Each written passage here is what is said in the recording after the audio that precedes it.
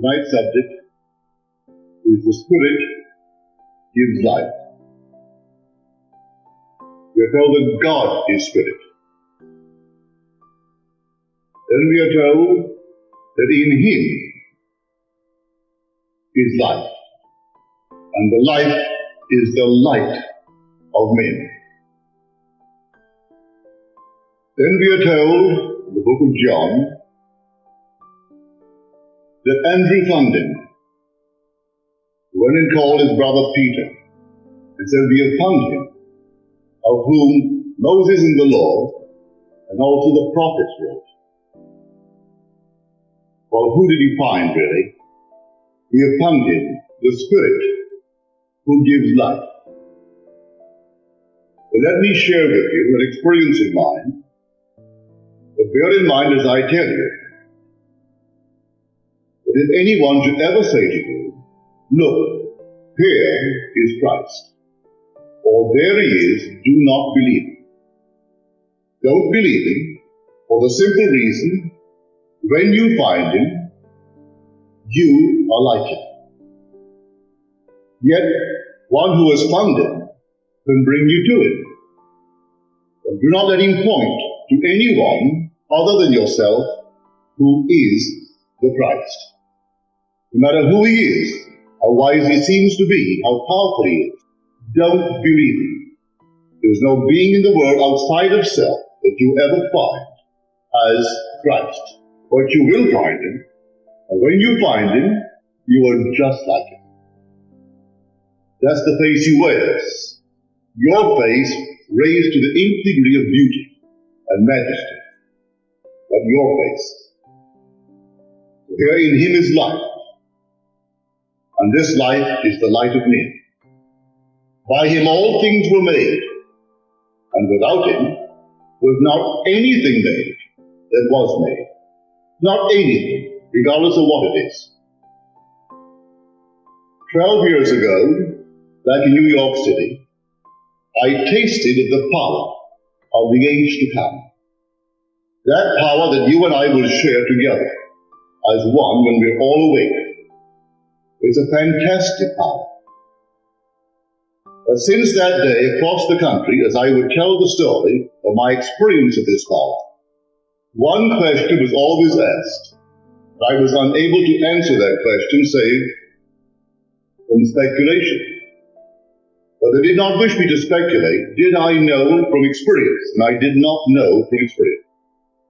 I only knew from experience the positive side of this power. I did not know the negative side. I met no one in my travels who had experienced either the positive or the negative until this past spring in LA. So I will share with you first the positive side, that was my experience, and then the negative side, that was this lady's experience down in LA. As I told you, it was 12 years ago. And I was taken in spirit, and I came upon a scene, a perfectly normal scene just like this. But it was in a New England town, approximately 200 years ago. You see, nothing passes away. That scene was just as alive, although if you had lived 200 years ago, you would have been the only reality. And the past relative to it would not exist, and the future relative to it would not exist. Only it would exist. And today this exists, and we think because it was 200 years ago, it has ceased to be. Well, I know it hasn't ceased to be, because I came upon it. Are these things in any way interfering? Well, I came upon this scene. It was a restaurant. It was an early, I would call it a Sunday afternoon. I felt the atmosphere of sun. They were all dining a very early dinner. There was an enormous bay window looking out upon a pastoral scene. Lovely trees, waving grass, bird was in flight, and a family of four. Two young men in their early 20s, and I take it that the lady and gentleman present were their parents. They were in their early 40s. A waitress was walking towards the table with what I took to be a second course, because they were drinking soup. The young man of about 21 or 22 facing me had brought the spoon almost to his mouth, just about clear. As I came in spirit into this place, I knew that if I could arrest within me an activity that I felt, everything within my focus would freeze. No sooner did I know it than I tried it, and I stilled in me an activity that I felt. As I did so, everything froze. The diners dining, dined not. The young man couldn't move the spoon beyond where I had arrested it. The waitress walking walked not. The bird flying flew not. The little grass waving waved not. The leaves falling, which I could see before I arrested it, fell not.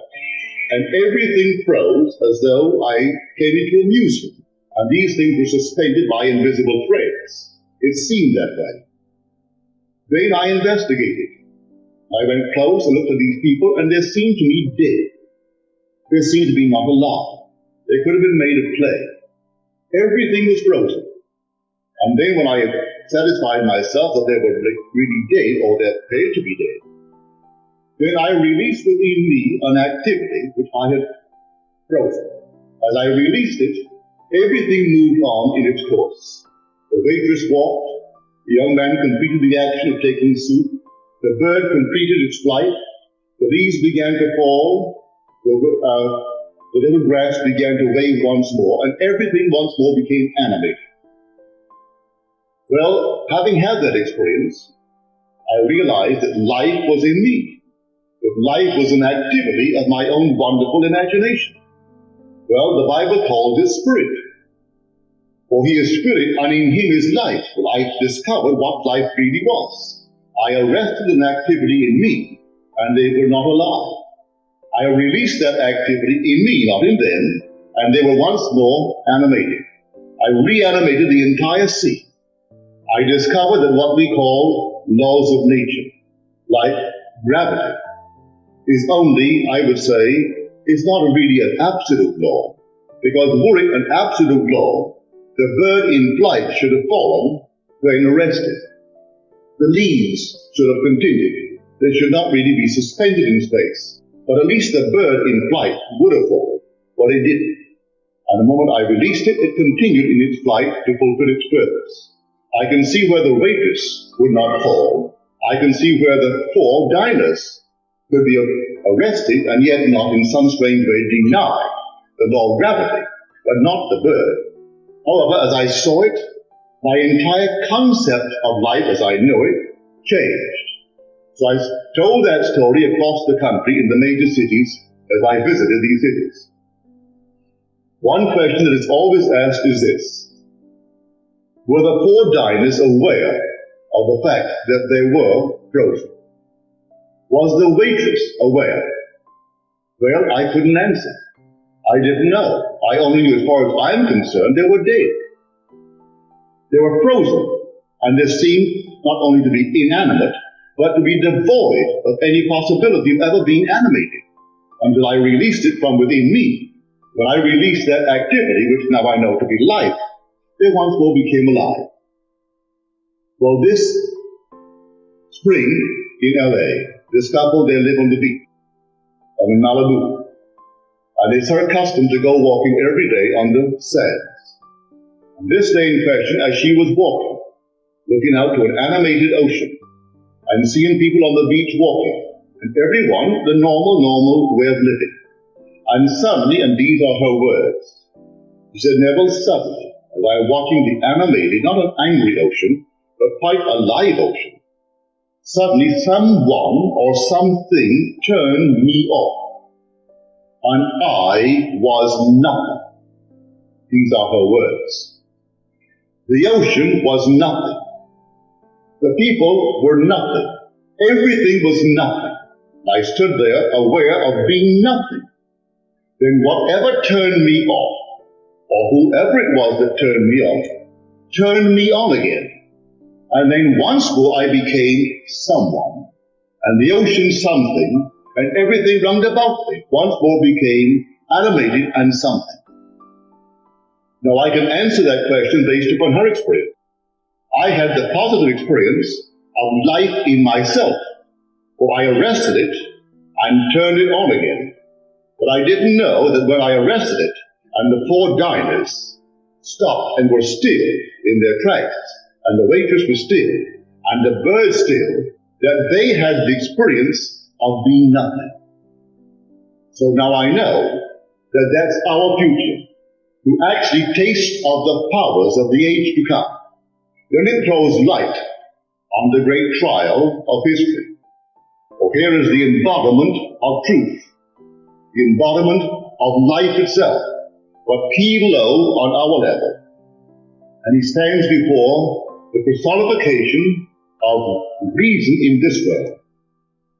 And reason asked him, "Where are you from?" And he did not answer. And then Pilate said to him, "Do you not know that I have the power to release you, or the power to crucify you?" He said, "You would have no power over me had it not been given to you from above. Therefore he who delivered me to you, he has the greater sin." That there was no power here whatsoever unless animated from above. That from above spirit animates this entire field of recurrence. And we have our intentions. It could be arrested as this lady done south, and she felt herself to be nothing. And then someone who turned it off, turned it on, and once more she felt she was something. Now here in the book of John, in him was life, and life was the light of men. But the life was in him, and our consciousness is simply the light turned on. When he turns it off, the light is turned off, and we are nothing. Now, it is in him that is life. By him all things are made. Without him, there was not anything made that was made. So now I will introduce you to him. And do not look outside of yourself to find him. You're going to find him within yourself. You may not see him, actually, as I described it last night, telling you the story of Jung, and telling you the story of my own experience when I encountered myself in deep meditation, meditating me, making this thing an animated form that moves across through the space. But here, if he makes all things, good, bad, and indifferent, and without him not one thing was ever made, well then let us tell you the story. A gentleman writes me, in 1933, he was sailing down the Danube from Vienna to Budapest. When he came into Budapest, the lights were on. It was quite late. He was so startled with the sheer beauty of the lights of Budapest that he had an intense longing to always capture them, and promised himself that when he returned to America, he would look all over to find a place that would give him just such a view or something similar. He returned to his home in Missouri, and then moved on to Southern California. And there in the hills of Southern California, there was a view of that fabulous basin when it's all lit up at night, as he described it, like some wonderful lady of the evening with all of her jewelry on. And it simply stunned him. He so loved it. Well, he bought a place with that view, tore out the side and placed an enormous window so he could always see the view. Then, 10 years ago, the one below him planted a huge grove, really, of poplar trees. And he knew, in time, the poplar trees would grow and obscure his view. He knew it. Well, the time came, which is only about a year ago, that the leaves came, the branches came, and the view is obscured. Meanwhile, he started coming to my meetings. He's been coming 2 years now. He said, I will apply this principle of imagining. Imagining creates reality. I will stand here at this window, and with my eyes shut to the obvious, I will see the view that I have seen for years. The view I fell in love with first back in Budapest, and the view I fell in love with here when I first saw it. And for one solid week, he simply saw what formerly he remembered seeing. So I told the story of I Remember When, which was a vision of mine to share with those who would come to my meeting. So having remembered my vision of I Remember When, I think you've heard that vision of mine. And for one solid week daily, he would look and see the sight that he ought to see if the poplar trees were not there. In 1 month, the poplar trees died. Every tree that blocked the sight died. Not all the poplar trees, but every one within view of that actually died. At first it was a shock. Then he said to himself, no, love cannot kill love, and life cannot kill life. Life simply has rearranged itself to conform to the image of my mind. Here he discovered Christ. You said, but Christ wouldn't kill. You must listen carefully to the words. He does everything. I kill, I make alive. I wound, I heal.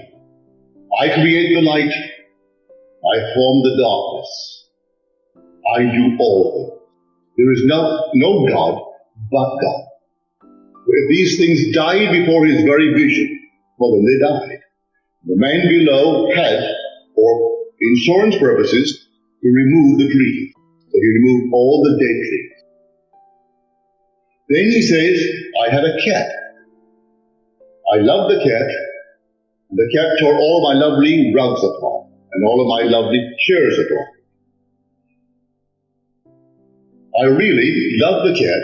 I did not get new rugs immediately for the simple reason, Neville, I was hoping that she would die. She was 15 years old, but she seemed to be determined to outlive Methuselah.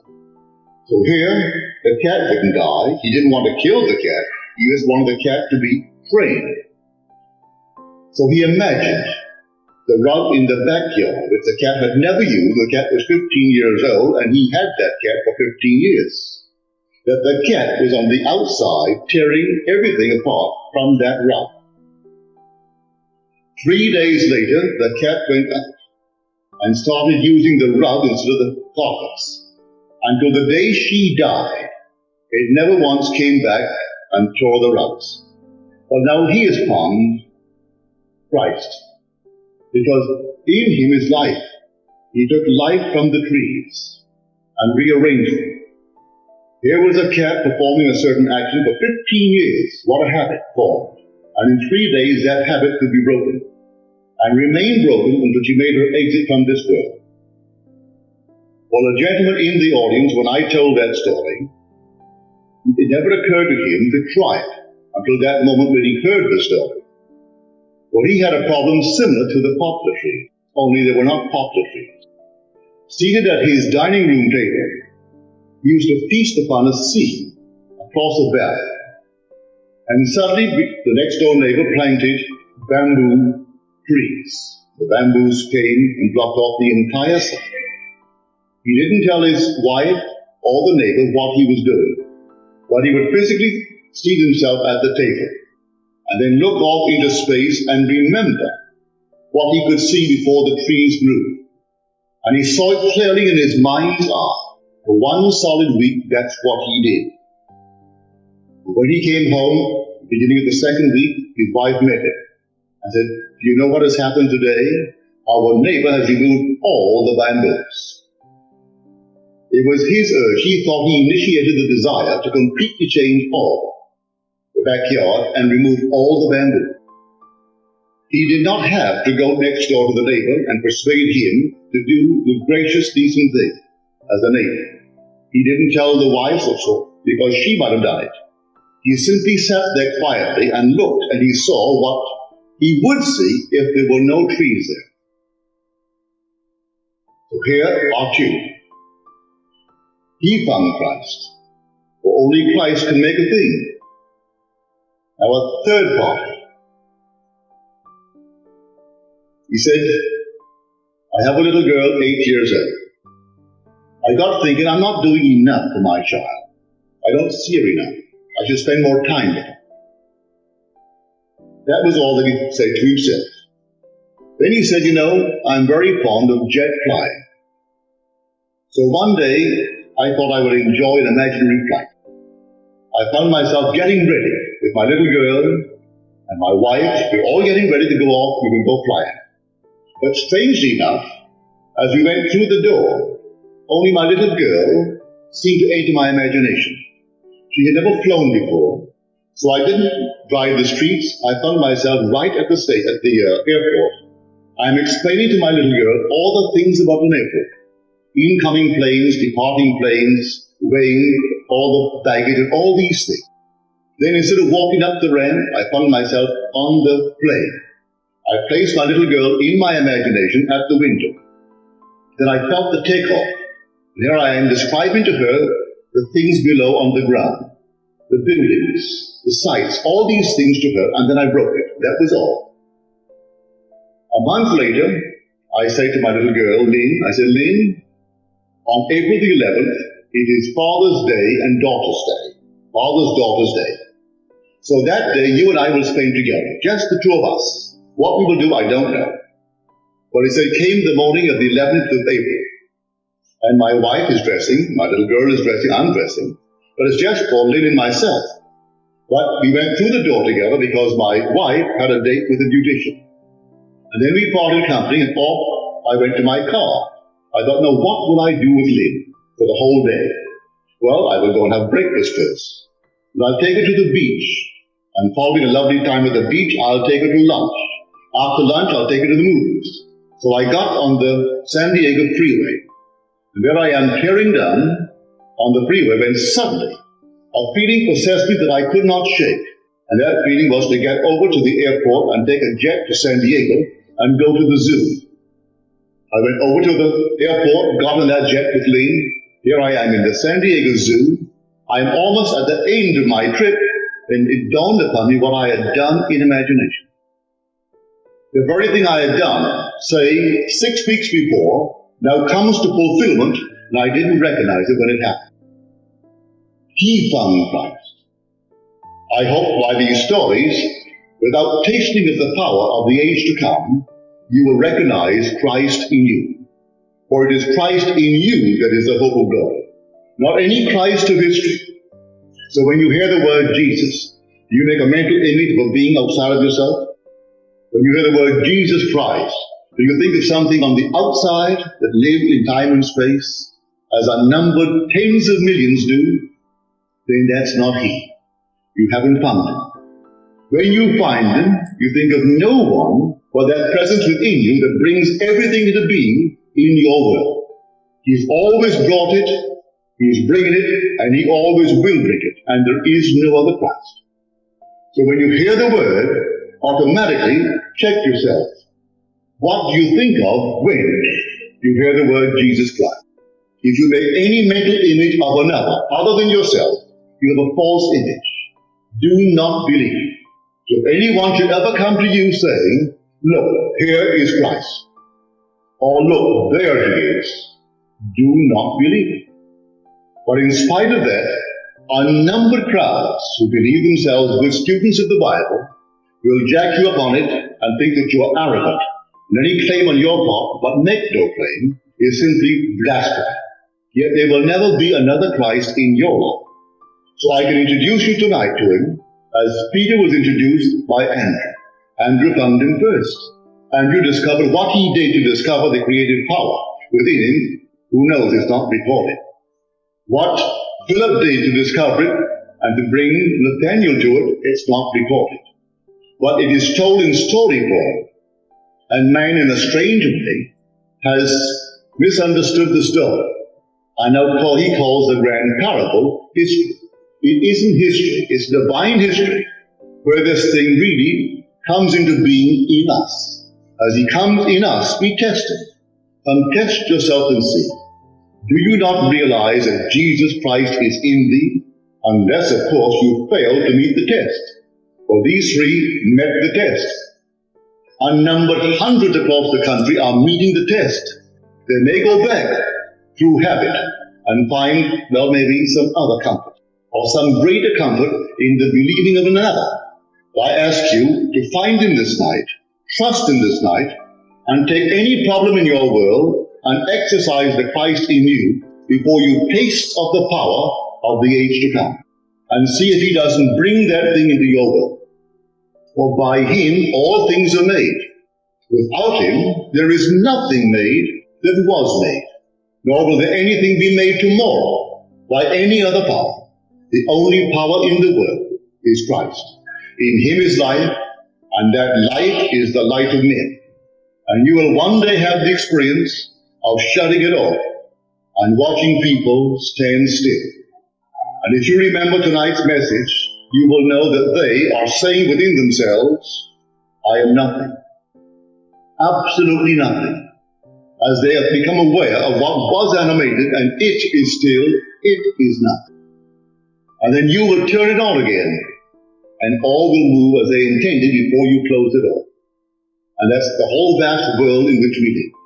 So when I say this is an animated wheel, you understand the 8th of Romans.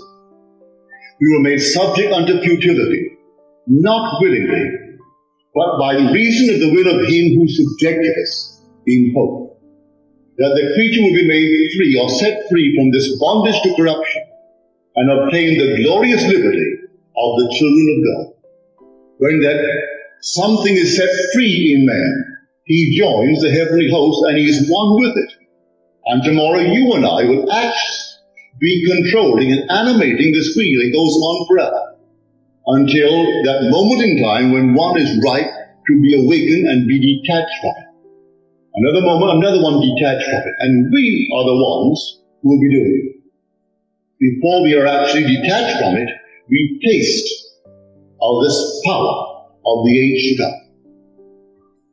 So here, if you were not with us when I told my vision, I don't know, you said my vision. For me? They may disapprove. They don't want me to bring you Christ this night. Well, I have found Him. Having found Him, I am bringing Him whether they approve or disapprove. So, many months ago, I had this experience to confirm the 41st chapter of the book of Genesis. For in the book of Genesis we are told that if a dream doubles itself, then the thing has been fixed by God, and God will shortly bring it to pass.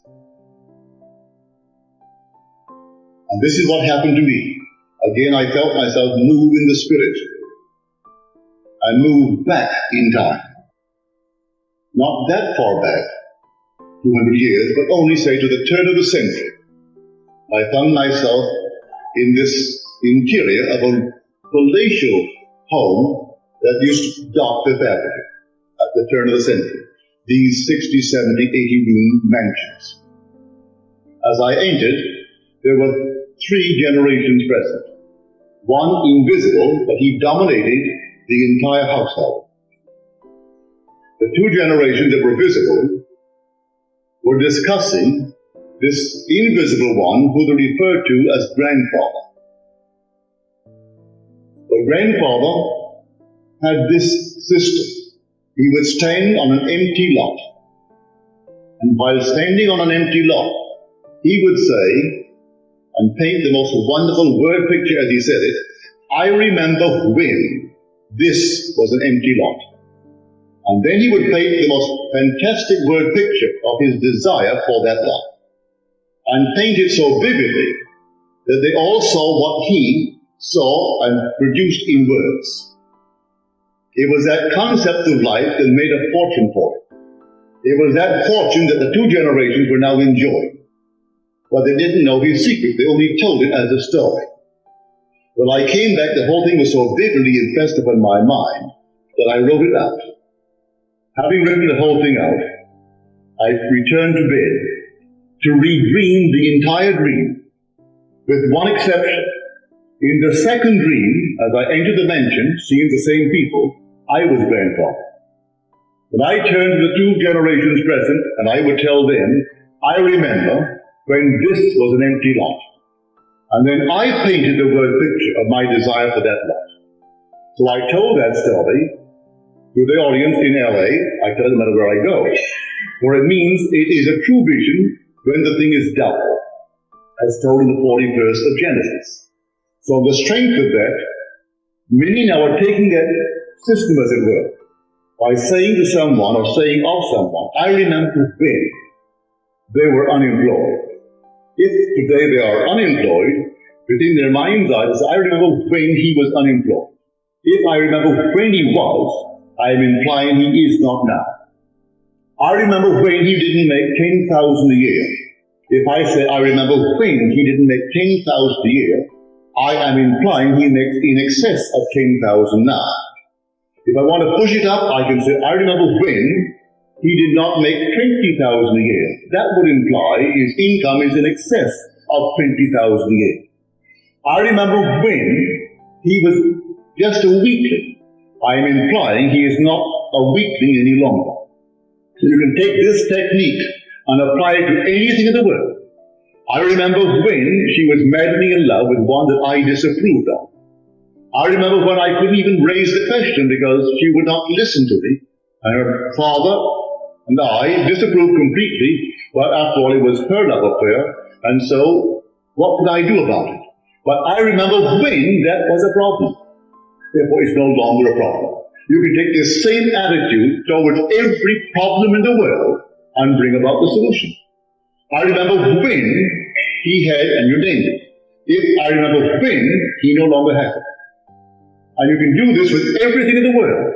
Now, this is something that I did not induce. Visions are things you do not sit down and induce at will. No power in the world can sit and induce a vision. A vision to me is truth unmodified by the conceptual mind. You don't rationalize it. You don't sit down and think about it. It just happens. And we are told in the book of Numbers, if there be a prophet among you, I, the Lord, will make myself known unto him in vision, and I will speak with him in a dream. For the Lord is not a liar. So if he speaks with you in a dream, well then listen carefully. And when the Lord repeats the dream, it's for a great purpose. He tells you that is now fixed, and go out and tell it. Tell it as though you have received it, and everyone heard it as you received it. For the thing is now fixed by God, and God will shortly bring it to pass. Well, since I started telling that, I can tell you the most wonderful stories, the most fantastic results that people apply. For they apply it in a simple way. They think of someone that they know and mentally carry on a conversation with another. I remember when, relative to the other. I remember when he was terribly disturbed because of a certain problem. And look at it now. Well, that would imply he's no longer disturbed. And take any problem in the world and then face it and remember when. And it's no longer that problem. So here, this man remembered when he could see across the valley 1 mile away, that wonderful landscape valley. And then the man next door has the urge to cut down all the bamboos. I remember when I saw Budapest. I remember when I could see the entire valley, this grand basin called Los Angeles, and see it so vividly at night when it's all lit up. I remember when, and the trees die. I remember when that cat used to tear up all the rugs in this place. It no longer tears any rug. It goes back into the backyard and uses a little mat for its purpose. And so you can take any problem in this world and treat it with this little technique, I remember when. Try it. When it works, you will find Christ Jesus. And who did it? You will say within yourself, I. And who is doing it now when you say, I remember when? I am. Well, that's his name. The word I am is Jesus. The word I am is Jehovah. Jehovah is Jesus. Jesus is Jehovah. It's one. God became as I am, that I may be as he is. God became as we are, that we may be as he is. He isn't pretending that he's us. He actually became us. Until he awakens in us, let us test his power and see if we can bring things into this world that seemingly are seemingly impossible. Like 15-year habit of a cat, that's an impossible thing. And to have a habit of that nature of 15 years broken in 3 days without raising a finger to do it, isn't that an impossible thing? Well, with God, all things are possible. They may be impossible to man, but that man didn't do it. He sat down quietly in his mind's eye and saw the cat on the outside, tearing up a mat that was placed there for the purpose to sharpen her toes or nails, but not his lovely rug. And suddenly the cat goes out and performs the act, which in his mind's eye he saw. Who did it? Well, only Christ could do it, therefore he found Christ. So here this night, I hope you have found him. At least I've introduced you to him, but there's no compulsion. I can make you accept him. So many people find it more comforting to go before a picture on a wall, or some piece of little marble resembling a human form, and worship it, although we are warned all through Scripture to make no graven image unto me. But none. Men will still do it. I was on TV down south with this panel of 5, and this archaeologist came on, and we had 2 ministers, one Baptist and one Adventist, and plus this archaeologist. When I told them of my experiences, of course, it meant nothing to them, because that is not the way they understand the great Christian mystery. That isn't so at all, as far as they were concerned. Then as the hours went on, it was a 2-hour show, this archaeologist takes some huge big canvas, and he begins to unveil it before the camera's eye. And here he is telling us that this is an actual picture, the actual picture of Christ Jesus. That the lights coming through have actually gone upon some kind of a cloth and left the imprint. I say to him, I shouldn't have done it because that's unkind. I said, you an archaeologist, and you accept that? I said, now you two are ministers of the word, as you say. Aren't you told that unless you look like him, that's not he? Well, where is that? In the book of John, the first epistle of John, the 3rd chapter. That here it does not yet appear what we shall be, but we know that when he appears, we shall be like him. I said to the archaeologist, do you look like him? Do you faintly resemble what you're looking at? You don't, I don't, and they don't, and yet you dare to tell this vast audience through TV that this is an actual picture of Jesus Christ? All the ministers would go along with that. They want to go along with that. They want to believe in something outside of themselves to whom they can turn. So few will accept the true Jesus. They haven't the courage to actually accept him and live in his name and only call upon his name, and his name is I am. That's his name. So instead of calling with the name called Jesus, Paul, say I am. That's how you do it. And say I am this. I am making the cat. What am I doing with the cat? I am seeing the cat outside now. That's what I'm doing with the cat. And the cat takes 3 days. All right, so it takes 3 days to break a 15-year habit. And what you're doing now, I am seeing that beautiful scene across the valley. What scene? But don't you see it? Well, I'm seeing it. I am seeing a beautiful scene across the valley. But you can't if you said it to anyone else. Look at the trees blocking your view. I am seeing the scene. And they die. And then I'm seeing another scene. And the man chops them down. And no one will believe for one moment that he who is seeing it is exercising Christ. But I will tell all of them, you wait. The day will come, maybe tonight. You will taste of a fantastic power. The power that animates the whole vast wheel of recurrence and turns it on its axis. And the day will come, you will be detached from it. And you will be among those who are turning it and watching eagerly for the word to hatch out. As the word is hatching out, the very one in whom it hatches, you detach it. Let him walk the wheel for a little while longer. When he makes his exit, having gone through all these scenes, he is detached permanently, and he will join the heavenly host. And then everyone in time is collected one by one, not in groups, all one by one. So here, the Spirit gives life. They got into the spirit of it. A man gets into the spirit of talking in his imagination with a little girl, Lee. He completely forgets what he did, and here the wife doesn't join him. He didn't take the wife beyond the door in his imagination. He only took his daughter, because she was the one that really thrilled him, because she had never gone on a plane before. The wife had flown, that's no thrill to talk to her about a flight, but someone who hasn't flown, you want to comfort them, you want to protect them, make them at ease. And so he takes the little girl in his mind's eye and shows how things are weighed, and how things move up towards the departure, how planes are coming in and how they get off.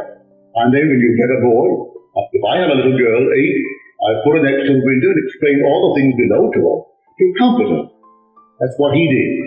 And here he is at the zoo, almost at the end of the journey. It dawns on him, this is what I did. I did this exactly 6 weeks ago. Again, we do not recognize our own harvest. But at least he knows today who Jesus Christ is. When I came back from Barbados last month, there was a letter waiting for me from this man. The most marvelous letter. He said, Neville, you taught me how to use my imagination. Well, I had the biggest economic month in the month of July. I'm having a bigger August than I had July. And July was my biggest economic month since I have been in business. And the man is 40 years old. He said, but I have something far more startling than that. These things are essential in the world of season. One must have money, and I must have it. I have a family. I have all the obligations that will go with a family, and I've assumed these obligations, so I must meet them. And I'm doing remarkably well since I began to use my imagination. But I had 3 heavenly mystical experiences that I wouldn't take all the money in the world if I had to give them up. Here at night, strangely enough, as I was going to bed, I began simply to contemplate the joy of having heard of Christ Jesus. Then suddenly I felt myself move into infinite space. I had no body. I was a center of consciousness with feeling, but no body. And the strangest, most fantastic being is accompanying me as I am moving through infinite space. And all I could say, and I heard myself say, God, God, God, repeating the word God. That I came back in sheer bliss. It was such joy. I simply closed my eyes again after I contemplated it for a moment, and I repeated the scene. The whole thing repeated it. And I came back even more ecstatic than the first. And last night, said he, as I called upon one of my clients, I sat in the car, and I thought it's a little too early to go home, so what I will do, I'll sit there and simply meditate. As I closed my eyes, I suddenly became aware of being just a center of feeling. And through the door I went without opening the door of the car. I went through an adjacent hospital without opening the doors of the hospital. I went through all the rooms in the hospital and out the very end. And strangely enough, Neville, I actually saw the infinite soul of God. I saw it and I knew it was the soul of God. And I fused with it. As I fused with it, the words came into my being. I kept repeating to myself, I and the Father are one. We are one. And I kept on saying, one, one, one, one. And I woke repeating the word one. And that happened. Now he said, while sitting in the car, I was so elated. I sat there in the same meditative mood.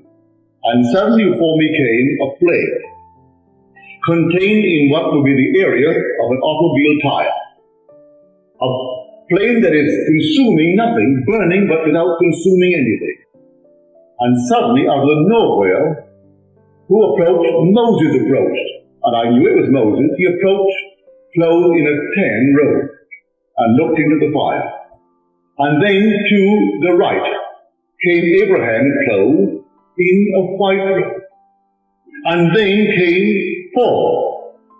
And I knew these 3 intimately. And I knew it was Paul, I knew it was Abraham, and I knew it was actually Moses. I can't tell you how I know, but I knew. The 3 of them merged into one being, and I knew the name of that one being, and that one being was Jesus. I looked at the body, and out of the body of Jesus, who do you think I saw there? I saw myself. I am coming out of the body of Jesus. It is my body. Now here is this man doing remarkably well by the use of his imagination in business, and would give the whole thing up for the ecstasy of these mystical experiences. But he doesn't have to give up anything. He has found Christ within himself, who can take care of his family beautifully and still have these expanding, wonderful mystical experiences. So he is the chap, the father of the little girl Mary. So here all these things are taking place in our wonderful world as we go from coast to coast, telling the story of Christ Jesus, telling everyone who will listen who he is. He is housed in man as man's own wonderful human imagination. So when you say, I am, if you're in pain, it is Christ in pain. If you say, I am, and you're in love, it is Christ in love. If you say, I am, at the moment you are depressed, it's Christ who is depressed. Then go back and read the 53rd chapter of the book of Isaiah. The great suffering servant. He suffers in every man who suffers, and rejoices in every man who rejoices. The day will come, he will rise in man, and man rises with him, and it's the man who is rising. He so completely gave himself to man, only that man rises. Not two, one rise, and it's you. No alteration in identity, no change in identity, but for all the sameness of person, a radical discontinuity of form. And the form is the form of God. Although you cannot see it with mortal eye, it's the form of God that will clothe you when you are detached from this being. So tonight you take this technique, I remember when. I remember when, and then just put anything on it. If tonight you're denied entry to a certain club, and you would like to join a certain club, I remember when they wouldn't accept me. I remember when I was not a member. That would imply you are a member, if you so desired it. I remember when, and fantastic things can happen with that one simple little technique. I remember when, and put anything in this world upon it. That statement in itself came to me from the depths of my soul through vision. The story of grandfather, and the second experience of the same night, I was grandfather. And standing on an empty lot, I could say, I remember when this was an empty lot, and then paint my word picture of my desire for that lot. And the lot came visibly before those to whom I spoke. And let us go into the silence now and use the technique, I remember when. Are there any questions, please? Where do we come from? All things come from God. There's no other place, no origin outside of God. No origin outside of God. If I could quote for you Sir James Jeans, he said, looking at this fabulous universe, he was an astrophysicist, by the way. He's been asked the question time and time again, what makes you think, because you're an astrophysicist, that there's only life on Earth? Life as we know it. I mean, biological life called man, earthly man. Because he maintained that after all of his studies, looking through the telescopes, using his mathematical concepts of life, that he couldn't find any part of the entire vast universe suited to house what we call man. That no place in the universe as an astrophysicist. And he is still to this day considered one of the truly great astrophysicists of all time. This is Sir James Jeans. And he wrote a little book called Man and the Stars. And the one who questioned his right to say that no place in God's fabulous world could house and cradle man but Earth, he said, having been a scientist all my life, let me now share with you my own experiences even under the microscope. I use the telescope to examine the heavens, but I use the microscope to examine the little minute things of life. And man, in his attempt to reproduce himself, explodes billions of potential men. One will come out. This is God's explosion. and one could cradle his purpose, which is man. That's the James Gene. It came from God. The whole vast thing is God. He planned it just as it has come out, and as it will be consummated. It will not be altered because that's his purpose, that's his plan. It couldn't come from any other place but God. I do not accept reincarnation. I don't. People accept it to justify the inequalities of birth. But I don't see the inequalities as an essential part of God's plan. That's part of his training. He's not a God of retribution. People insist that God must be as man Kilo is, because he is a being of retribution. He gets even, an eye for an eye and a tooth for a tooth. But God is a God of love. And after all, if he puts himself through the furnace, it's himself who goes through the furnace, that he may shape you right into his likeness. His purpose is to make man in his image. But if I took that piece of clay without the clay's consent, the clay can't question my right to shape it. And it may be hurting. It may be really hurting as I put him on the wheel. And we are hurt on the wheel.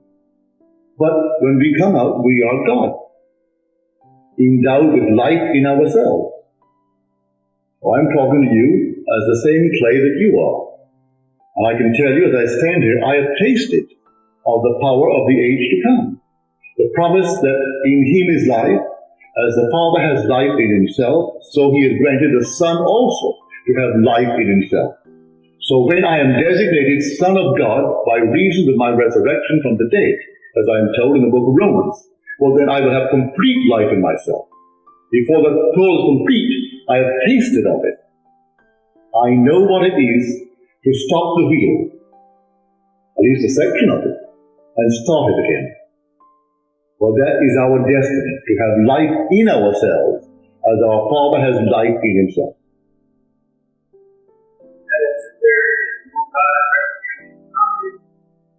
I will accept that as I will accept the word fear. The word fear used to disturb me. Fear of the Lord. I find in my concordance today that the word has been wrongly translated because our use of the word. Maybe the word fear meant, centuries ago, what today our scholar claims the word really means, which is reverence, to revere the Lord. That's all the difference in the world. Therefore, the word just used by you may, ages ago, have an entirely different meaning. I don't know. But I can conceive of the God of love, who so loved me, he became me. In any way, being vengeance. I can't conceive of it, especially when I read the scripture from the book of Romans, the 11th chapter of Romans. And God has consigned all men to disobedience, that he may have mercy upon us. If he forced me to disobey, well then why complain? You read it, the 11th chapter of the book of Romans. And God has consigned all men to disobedience, that he may have mercy upon us. He's a God of mercy. If I didn't disobey with his prompting, I would never know the difference between right and wrong, good and evil. In other words, conscience would not be born. I could remain forever in a garden of innocence, but I must leave innocence and enter the world of experience. To enter the world of experience, I have to tumble from innocence to disobedience. And disobedience awoke within me conscience. Conscience must be awakened. Do you know, in the world in which we live, we didn't tumble from space, we tumbled in consciousness. And in this very world today, there are those walking with us whose conscience hasn't been born. They have no knowledge of right and wrong, none whatsoever.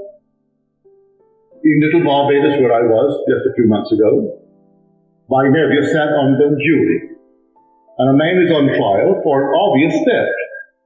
He was caught with the goods, he had other goods in his home, he stole. On the jury, this boy is saying, I don't see anything wrong with that. A juryman. So my nephew said, you see nothing wrong in the man stealing, that's against the law of the land.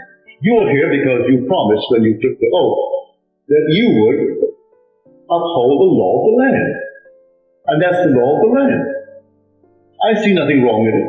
If I was hungry, I'd go next door, I'd steal a chicken, I'd steal his corn, I'd steal anything. You call it stealing, I wouldn't call it stealing. It isn't yet born. And he held out against the other 11, there were 12 on the jury, and he would not bring in a unanimous verdict. So my nephew said to him, you know, I'll tell you a little bit of the law of the land now. You swore that you would actually come in here and sit with the rest of us, and with a knowledge of the law of the land, as explained to you by the judge before you came in. For he challenged the jury, and he explained to the jury what the law is. So I'm going to go back and tell him that you perjured yourself. You know what it means? 6 months in jail for you. So that he's guilty. Can you imagine that? 1 second before, when his skin wouldn't be touched, the man wasn't guilty. Now that he is going to be hurt, the man is guilty automatically. He hasn't yet eaten of the tree of knowledge of good and evil. And yet he's walking in the year 1964. That's why I said the wheel is closed. And we're all in it. And it makes no difference 1964 or the year 1000 or the year 20. What section of it doesn't mean that because you're living on the year 1964 that we know more of good and evil than those who lived in the year 1. So I know that my nephew had the experience with this boy. And I said, boy, a man, a matured man, sitting on the jury, and he could not see where the man caught with all the goods of the world had done wrong. He has no consciousness of right and wrong. He has not yet eaten of the tree of knowledge of good and evil. And yet we have all to eat of it. Every man must eat of it.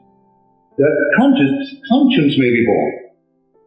When conscience is born, then the journey starts. And you start the whole vast journey. Many a person who is a dictator has no conscience born as yet, and yet he's dictating over 200 million people. No conscience. There may be today a dictator in this world, maybe over 600 million people, without conscience. Because a man's life means nothing. He rubs it out. It doesn't go beyond the grave, and he simply believes that this is it, and he rubs out millions of them. Stalin did. He doesn't believe anything more than an animal life. Conscience isn't born. Whatever could be done with might, that was right in his mind's eye. Nothing wrong about it. The only thing wrong in his mind's eye is that he was caught. So, time isn't going to do it, but the Father has plotted and planned everything just as it's coming out, and as it's going to be culminated. Capital punishment, as far as I'm concerned, not a thing is done, is aided by it, as far as I'm concerned. I don't see how a person, by being rubbed out, is in any way helped, and the people left behind helped. I don't see it. I don't think that that has been proved. I don't think so. Many a person who is now waiting a lifetime in jail will rather be dead.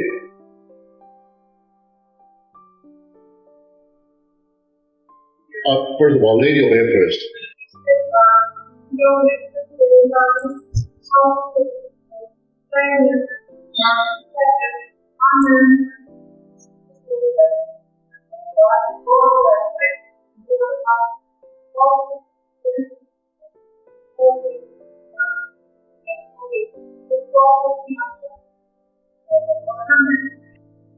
You hear the question?